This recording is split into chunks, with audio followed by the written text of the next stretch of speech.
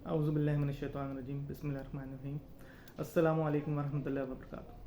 दोस्तों, ये वीडियो बनाने का मकसद ये है कि मैंने अभी रिसेंटली पीएमपी की सर्टिफिकेशन की एग्ज़ाम पास किया, तो मैं ये चाह रहा था कि मैं अपनी जर्नी लोगों को बताऊं ताकि उन लोगों को मोटिवेशन हो और वो लोग भी जो करना चाहते हैं, जो एलिजिबल हैं, वो भी मेरी जर्नी से सीख के खुद पीएमपी एग्ज़ाम दें और उसको फर्स्ट अटैम्प्ट में क्लियर करें।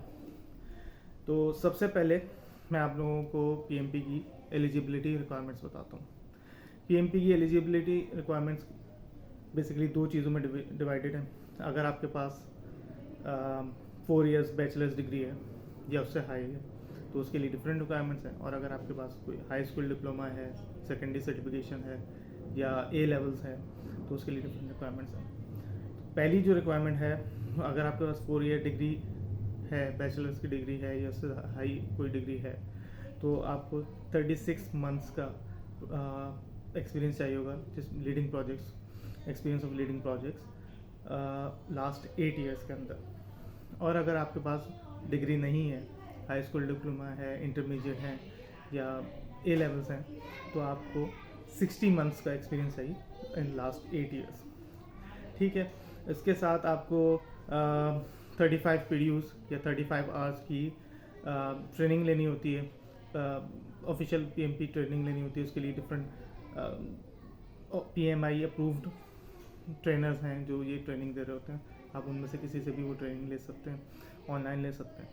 ये तो आपकी मिनिमम रिक्वायरमेंट है। एक तो ये कि आपको 35 पीडीयूज चाहिए, दूसरा ये कि अगर आपके पास बैचलर्स डिग्री है तो आपको 36 मंथ्स का एक्सपीरियंस होना चाहिए। अगर बैचलर्स डिग्री नहीं है, उससे नीचे है, इंटरमीडिएट है, तो आपको 60 मंथ्स का एक्सपीरियंस चाहिए। ठीक है, अब मैं आपको अपना जर्नी बताता हूँ कि बेसिकली 1 नवंबर 2023 को मुझे किसी ने कन्विंस किया कि आप पीएमपी करना चाहिए। मेरा एक्सपीरियंस है, मेरे पास तकरीबन 15 साल का सॉफ्टवेयर डेवलपमेंट का एक्सपीरियंस है, तो मेरे पास प्रोजेक्ट्स को लीड करने का एक्सपीरियंस अच्छा खासा है। इसलिए मुझे किसी ने कन्विंस किया कि आपको करना चाहिए पीएमपी। मैंने कहा चलो let's give it a try. मैंने सबसे पहले एक चीज़ की, मैंने सबसे पहले 35 पीडीयूज करने थे। उसके लिए मैंने एंड्रयू रामदयाल का यूडेमी पे कोर्स है, $12-13 का आपको आराम से मिल जाएगा। वो कोर्स मैंने परचेज़ किया, उसको देखा। 1 नवंबर को मैंने वो परचेज़ किया और रोज़ में तकरीबन मैंने एक बेंचमार्क सेट किया होता कि वीक डेज में मैं कम से कम 1 घंटा पढ़ाई करूँगा, क्योंकि ऑब्वियसली मेरा डे जॉब है, तो कम से कम 1 घंटा पढ़ाई करूँगा। और वीकेंड्स में मैं सैटरडे संडे को 3-3 घंटे कम एटलीस्ट, एट मैक्स एटलीस्ट इतने तो देने हैं। ठीक है, तो मैंने इसी को फॉलो किया और 1 नवंबर 2023 को मैंने स्टार्ट किया कोर्स को, और 19 नवंबर को मैंने मॉक टेस्ट दे के अपना कोर्स कंप्लीट करके उसका सर्टिफिकेशन ले ली। मुझे यूडेमी की सर्टिफिकेशन मिल गई। उसके साथ ही मुझे यूडेमी जिन एंड्रयू रामदयाल बेसिकली TIA एक इनकी कंपनी है, USA में रजिस्टर्ड है, उससे एसोसिएटेड है, तो वो कॉरपोरेशन जो है वो PMI में अप्रूव्ड है, उसका सर्टिफिकेट मिलता है।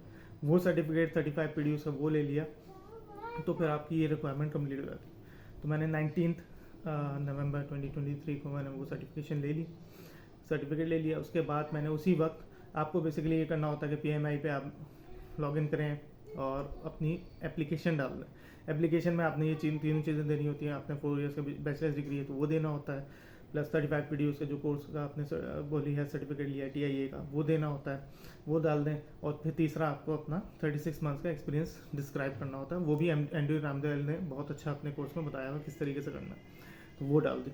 मैंने 19 नवंबर को अपनी एप्लीकेशन फाइल कर दी कि मुझे एग्ज़ाम देना है। मेरा पूरे 5 दिन, अप टू 5 डेज़ लेता है PMI, लेकिन मेरे पूरे 5 दिन बाद ही अप्रूवल आया। आई थिंक 24 नवंबर को रात को, फ्राइडे को रात को तकरीबन 9-10 बजे के करीब मेरा अप्रूवल आया। मैंने सोचा कि मुझे संडे को टेस्ट देना था। मैंने फ़ौरन ही एग्ज़ाम को स्केड्यूल करने के लिए खोला, तो उसमें संडे नहीं था, सैटरडे था। मैंने कहा देना तो है ही, तो दे देते हैं। तो सैटरडे को यानी 25 नवंबर 2023 को मैंने टेस्ट दिया। टेस्ट पियर्सन व्यू के ऑथोराइज टेस्टिंग सेंटर्स में होता है, तो मैंने वहाँ टेस्ट दिया। आप ऑनलाइन भी दे सकते हैं, लेकिन कंसिडरिंग पाकिस्तान का जो टेक्नोलॉजी इंफ्रास्ट्रक्चर वो इतना अच्छा नहीं है, तो बेहतर यही है कि मैं आपको यही रिकमेंड करूँगा कि आप टेस्टिंग सेंटर में जाके सुकून से टेस्ट दें। तो वहाँ पे मैंने टेस्ट दिया पियर्सन व्यू के टेस्टिंग सेंटर में, और अल्हम्दुलिल्लाह उस वक्त मुझे फ़ौरन ही टेस्ट ख़त्म होने के फ़ौरन ही बात ही एक प्रोविजनल स्कोर मिल गया, जिसमें से ये लिखा था कि congratulation you have pass the exam, but this is a provisional score. Next day मैं सो के उठा तो मुझे सर्टिफिकेट भी मिल आ गया था ईमेल पे। तो ये मेरा एक छोटा सा जर्नी है कि मैंने आई थिंक 19 डेज़ पढ़ाई की, और उसके बाद अगले 4-5 दिन में जैसे ही मेरा अप्रूवल आया मैंने एग्ज़ाम दे दिया, और अल्हम्दुलिल्लाह मैंने फर्स्ट अटैम्प्ट में पास कर लिया टेस्ट। इसमें बेसिकली 3 सेक्शंस होते हैं टेस्ट एग्ज़ाम में। एक 60 क्वेश्चन का एक सेक्शन होता है, उसके बाद आप 10 मिनट्स का ब्रेक लेते हैं, फिर 60 क्वेश्चन का एक सेक्शन होता है, फिर 10 मिनट्स का ब्रेक लेते हैं, और फिर 60 मिनट्स का एक क्वेश्चन होता है, 60 मिनट्स का एक सेक्शन होता है, और फिर 10 मिनट्स का फिर आप कंप्लीट कर लेते हैं। तो मैं सबको यही रिकमेंड करूँगा कि आप 60 क्वेश्चन करें, और उसके बाद 10 मिनट्स का जो ब्रेक है वो लाजमी लें, और उठ के टेस्टिंग सेंटर में इधर उधर जाएँ, पानी वानी पिएँ, whatever you want to do, तो ताकि आप रिलैक्स हों, क्योंकि 180 क्वेश्चंस एक साथ करना बहुत ब्रेन ड्रेनिंग काम है। तो इसलिए बेहतर यही कि 60 क्वेश्चंस करने के बाद आप ब्रेक लें। इसमें 3 to 4 आवर्स का टाइम होता है, लेकिन मैंने आई थिंक 2 आवर्स के अंदर ही टेस्ट कंप्लीट कर लिया। तो किया जा सकता है, अगर आपकी प्रैक्टिस है, अगर आपकी तैयारी अच्छी है, तो आराम से किया जा सकता है। ठीक है, जो लोग भी ये इस PMP की सर्टिफिकेशन करना चाह रहे हैं, उन लोगों को मैं यही कहूँगा कि भाई मुश्किल नहीं है, अगर आप सही से पढ़ें, रोज़ाना 1 से 2 घंटे निकालें। तो एंड्रयू रमदेल का कोर्स में बहुत अच्छी एक्सप्लेनेशन है, और बहुत अच्छा तरीके से किया हुआ है, आप उसको करें, और इंशाल्लाह उसके थ्रू आप पास हो जाएंगे इंशाल्लाह। और एक गोल सेट करें कि मुझे इसी महीने करना है, सही है, तो आप आराम से फिर कर लेंगे। और एक बेंचमार्क सेट करेंगे, मुझे रोज़ कम से कम 1 घंटा देना है। मैंने बेंचमार्क यही सेट किया था कि मुझे रोज़ कम से कम वीक डेज़ में कम से कम 1 घंटा देना है, और मैं रोज़ाना 1 से ज़्यादा ही दे रहा होता था, कभी 1.5 कभी 2, डिपेंडिंग किस दिन कितना टाइम है। तो मुश्किल नहीं है, अगर मेहनत की जाए तो आसानी से हो सकता है। अपना बहुत ख्याल रखिएगा, इंशाल्लाह अगली वीडियो में मिलते हैं, और उम्मीद करता हूँ कि आपको ये वीडियो पसंद आई होगी। बहुत शुक्रिया, अस्सलामु अलैकुम।